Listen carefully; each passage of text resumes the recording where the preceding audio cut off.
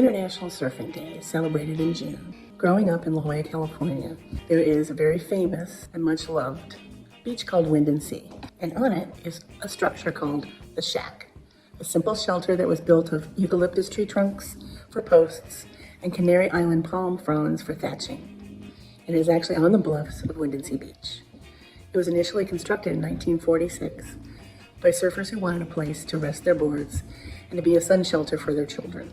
Very famous author Tom Wolfe wrote a book called The Pump House Gang that talks a lot about this particular surfing beach. It is a very famous beach for having really high surf, and so many experienced surfers will come and actually surf here. So it's not for inexperienced surfers, but for experienced ones. In fact, even the Beach Boys, in one of their songs, mentions Windy City Beach. Tom Wolfe was not really welcomed by the surfers. They really had a lot of negative things to say about him, but his book does describe pretty accurately the Pump House Gang and the reason that the group of surfers that hung out at Windy City Beach on a regular basis was called the Pump House Gang is because there is a physical pump house for electricity and water. It's a big all green square box, and it's right at the street level. And you can see it frequently. It has graffiti written on it and stuff. So that is the actual pump house. And so the surfers would sit on top of it, and just relax and talk to one another. So that's why it's called the Pump House Gang. And up until May of 1997, the Shack was maintained by a small group of locals who wanted Windy City to remain in its natural habitat and not be commercialized with restrooms, drinking fountains, and public showers. And still to this day, none of those things exist. So it was in May when the first real organization of the Friends of Windy City had their first meeting, and their sole quest was to preserve Windy City Beach, and so they called themselves the Keeper of the Shack.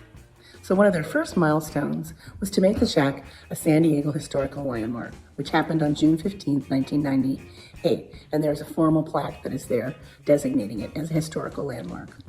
However, over the many years, the Shack has been destroyed by weather and high surf, and is always rebuilt by these dedicated individuals that are the keepers of the Shack.